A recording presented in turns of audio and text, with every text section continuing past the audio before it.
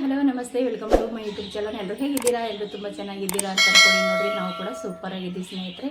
ಇವತ್ತು ತುಂಬ ಟೇಸ್ಟಿಯಾಗಿರೋಂಥ ಒಂದು ದೋಸೆನ ತೊಗೊಂಡು ಬಂದೀನಿ. ಅದು ಯಾವುದಪ್ಪ ಅಂದ್ರೆ ಇವಾಗ ಚೆಣಗಿ ಬೇಳೆ ಅಂತ ಹೇಳ್ತೀವಿ, ಮತ್ತು ಕೆಂಪು ಬೇಳೆ ಅಂತ ಹೇಳ್ತಾರೆ. ಕೆಲವೊಂದು ಕಡೆ ಕೆಲವೊಂದು ಹೆಸರುಗಳಿದೆ ಆ ಬೇಳೆಗೆ.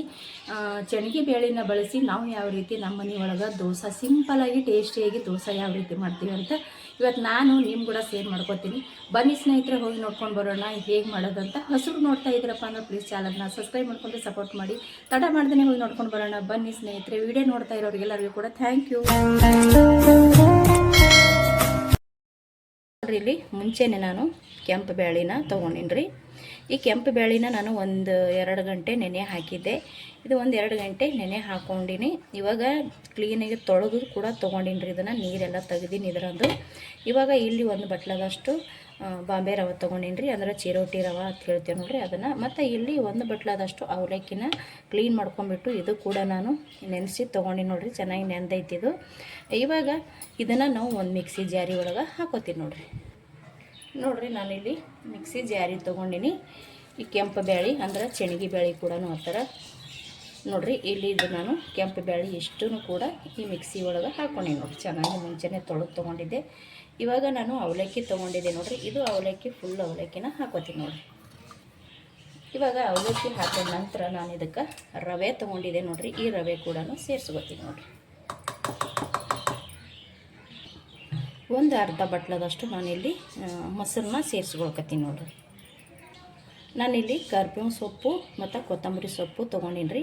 ಇದು ಇವಾಗ ನಾನು ನುಣ್ಣಗೆ ರುಬ್ಕೊಂಡು ತೊಗೋತೀನಿ ನೋಡ್ರಿ. ನಾನು ಈ ರೀತಿ ರುಬ್ಕೊಂಡು ತೊಗೊಂಡು ಬಂದೆ ನೋಡ್ರಿ. ಎಷ್ಟು ಸಾಧ್ಯ ಆಗುತ್ತೋ ಅಷ್ಟು ನುಣ್ಣಗೆ ರುಬ್ಕೋರಿ ಇದನ್ನು ನೋಡ್ರಿ. ಇಲ್ಲಿ ಈ ರೀತಿ ನಾನು ಇದನ್ನು ರುಬ್ಬಿ ತೊಗೊಂಡೆ ನೋಡ್ರಿ. ಇದು ನಾನು ಒಂದು ಬೌಲಿಗೆ ತೊಗೊಂಡಿರ್ತೀನಿ ನೋಡ್ರಿ. ನಾನು ಇದೊಂದು ಬೌಲ್ನ ತೊಗೊಂಡಿನಿ. ಅದಕ್ಕೆ ಹಾಕ್ಕೊಂಬಿಡಮ್ರಿ ಬಿಟ್ಟು ನಾವೇನು ರುಬ್ಬಿ ತೊಗೊಂಡಿವಲ್ರಿ ಇದೆಲ್ಲನೂ ನಾನಿವಾಗ ಒಂದು ಬೌಲ್ ಸೇರಿಸ್ಕೊಂಡು ಈ ಮಿಕ್ಸಿ ಜಾರಿ ಒಳಗೆ ಸ್ವಲ್ಪ ನೀರು ಹಾಕ್ಕೊಂಡು ಅದು ಕೂಡ ನಾನು ತೊಳೆದು ತೊಗೋತೀನಿ ನೋಡ್ರಿ. ಇದಕ್ಕೆ ಸ್ವಲ್ಪ ನೀರು ಹಾಕ್ಕೊಂಡು ತೊಗೊಂಡು ಒಂದು ಸತಿ ಚೆನ್ನಾಗಿ ಇದನ್ನು ಮಿಕ್ಸ್ ಮಾಡೋಣ. ಯಾಕಂದ್ರೆ ನೀರು ಸೇರಿಸಿದೇವಲ್ರಿ, ನೀರೆಲ್ಲ ಕಡೆಗೆ ಚೆನ್ನಾಗಿ ಹೊಂದ್ಕೋಬೇಕಲ್ರಿ. ಹಾಗಾಗಿ ಇಲ್ಲಿ ಒಂದು ಸ್ವಲ್ಪ ನಾನು ತಿರುವಿ ತೊಗೊಳಕತ್ತೀನಿ ನೋಡ್ರಿ. ಇದಕ್ಕೆ ನಾನು ರವೆ ಹಾಕ್ಕೊಂಡು ರುಬ್ಬಿದ್ದೆ ರೀ. ರವೆ ಅಂತೂ ನಾನು ಮುಂಚೆನೇ ನೆನೆ ಹಾಕಿರಲಿಲ್ಲ. ಇವಾಗ ನಾನು ರುಬ್ಕೊಂಡು ಬಳಕ ಇದಕ್ಕೆ ಒಂದು 10 ನಿಮಿಷನಾದರೂ ಇದನ್ನು ಇದೇ ರೀತಿ ಮುಚ್ಚಿ ಇಟ್ಟುಬಿಡಮ್ರಿ. ಯಾಕಂದರೆ ರವೆ ಕೂಡ ಚೆನ್ನಾಗಿ ನೆನಿತೈತ್ರಿ. ಹಾಗಾಗಿ ನಾನು ಇದನ್ನು ಮುಚ್ಚಿ ತನಕ ಸೈಡಿಗೆ ಇಟ್ಬಿಡ್ತೀನಿ ನೋಡ್ರಿ. ಇದು ನಾನು ಇದನ್ನು ಸ್ವಲ್ಪ ನೆನೆಸಿ ತೊಗೊಂಡಿದ್ದೆ ನೋಡ್ರಿ. ಇವಾಗ ಚೆನ್ನಾಗಿ ಇದನ್ನು ನೆಂದೈತಿ. ಇದಕ್ಕೆ ರುಚಿಗೆ ತಕ್ಕಷ್ಟು ಉಪ್ಪನ್ನ ಸೇರಿಸ್ಕೊತೀನಿ ನೋಡ್ರಿ. ಇವಾಗ ಇಲ್ಲಿ ನಾನು ಉಪ್ಪು ತೊಗೊಂಡು ನೋಡ್ರಿ, ಉಪ್ಪನ್ನ ಹಾಕ್ಕೊಳ್ಕತ್ತೀನಿ ನೋಡ್ರಿ.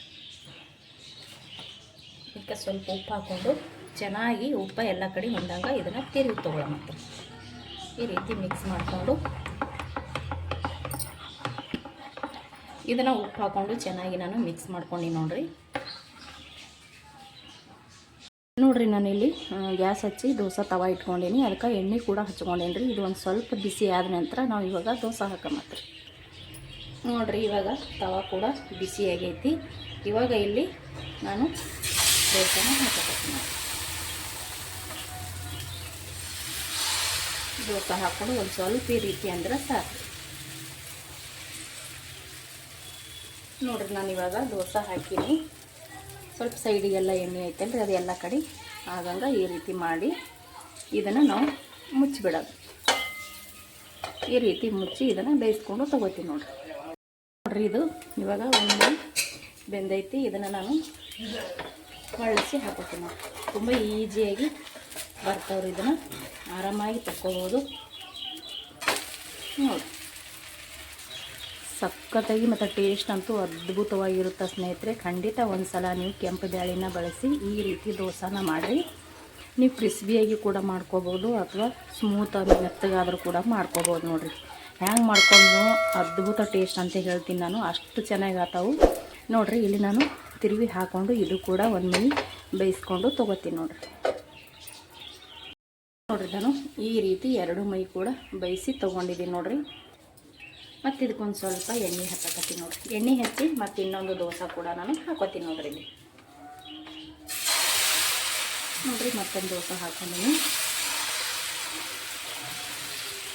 ನಿಮ್ಗೆ ತುಂಬ ದಪ್ಪ ಬೇಕಂದ್ರೆ ದಪ್ಪನು ಮಾಡ್ಕೋಬೋದು, ತುಂಬ ತಿಳು ಬೇಕಂದ್ರೆ ತಿಳು ಕೂಡ ಮಾಡ್ಕೋಬೋದು. ನಿಮಗೆ ಯಾವ ರೀತಿ ಇಷ್ಟ ಇರುತ್ತೋ ಆ ರೀತಿ ಈ ದೋಸೆನ ಮಾಡ್ಕೋಬೋದು ನೋಡಿರಿ. ತುಂಬ ಆರಾಮಾಗಿ ಈಸಿಯಾಗಿ ಮಾಡ್ಕೋಬೋದು ರೀ. ಇವಾಗ ಇದಕ್ಕೆ ನಾನು ಮತ್ತೆ ಮುಚ್ಚಿ ಇದು ಕೂಡ ನಾನು ಬೇಯಿಸಿ ತಗೋತೀನಿ ನೋಡಿರಿ. ನಾನು ಇದು ಕೂಡ ಹಾಕಿ ತಿರುವಿ ಹಾಕೊಂಡಿನಿ ನೋಡಿರಿ. ತುಂಬ ಈಸಿಯಾಗಿ ಆರಾಮಾಗಿ ಮಾಡ್ಕೋಬೋದು ರೀ.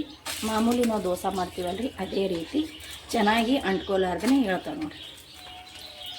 ನಾನಿಲ್ಲಿ ಸ್ಮೂತಾಗಿ ಮಾಡ್ಕೊಳಕತ್ತೀನಿ ರೀ. ನಿಮಗೆ ಗರಿ ಗರಿ ಬೇಕಾದ್ರೆ ಸ್ವಲ್ಪ ಗ್ಯಾಸ ಮೀಡಿಯಮ್ ಇಟ್ಕೊಂಡು ಭಾಳ ತನ ನಾವು ಇದನ್ನು ಫ್ರೈ ಮಾಡ್ಕೋಬೇಕಾಗ್ತದೆ, ಅಂದ್ರೆ ಬೇಯಿಸ್ಕೊಂಡು ತೊಗೋಬೇಕಾಗ್ತದೆ. ಆವಾಗ ನಮಗೆ ಗರಿ ಗರಿಯಾಗಿ ಸಿಗ್ತದೆ ರೀ. ನಾನಿಲ್ಲಿ ಸ್ಮೂತಾಗಿ ಮಾಡ್ಕೊಳಕತ್ತೀನಿ ನೋಡಿರಿ. ಎಷ್ಟು ಚೆನ್ನಾಗಿ ಬಂದದ ನೋಡಿರಿ. ಇದು ಇವಾಗ ರೆಡಿ ಆಯ್ತು ನೋಡಿರಿ. ಇದು ನೋಡಿರಿ ನಾವು ಮಾಡಿರುವಂಥ ಕೆಂಪು ಬೇಳೆ ಬೆಳೆಸಿ ದೋಸೆ ತುಂಬ ಈಸಿಯಾಗಿ ಮಾಮೂಲಿ ದೋಸೆ ಮಾಡ್ಕೋತೇವೆ ನೋಡಿರಿ. ಅದೇ ರೀತಿನೇ ಮಾಡ್ಕೋಬೋದು ರೀ. ಟೇಸ್ಟ್ ಅಂತೂ ಸಖತ್ತಾಗಿರುತ್ತೆ. ಇದು ಬಿಸಿದೇ ತಿನ್ಬೇಕಂತಿಲ್ರಿ, ತಣ್ಣಗಾದ ಒಳಗೆ ತಿಂದರೂ ಕೂಡ ಟೇಸ್ಟಿಯಾಗಿರುತ್ತೆ. ಇದಕ್ಕೆ ಕಾಯಿ ಚಟ್ನಿ ಅಥವಾ ನೀವು ಏನು ಟೊಮೊಟೊ ಚಟ್ನಿ, ಪುದೀನ ಯಾವ ಚಟ್ನಿ ಮಾಡ್ಕೊಂಡ್ರೂ ಕೂಡ ನಡೀತೈತಿ.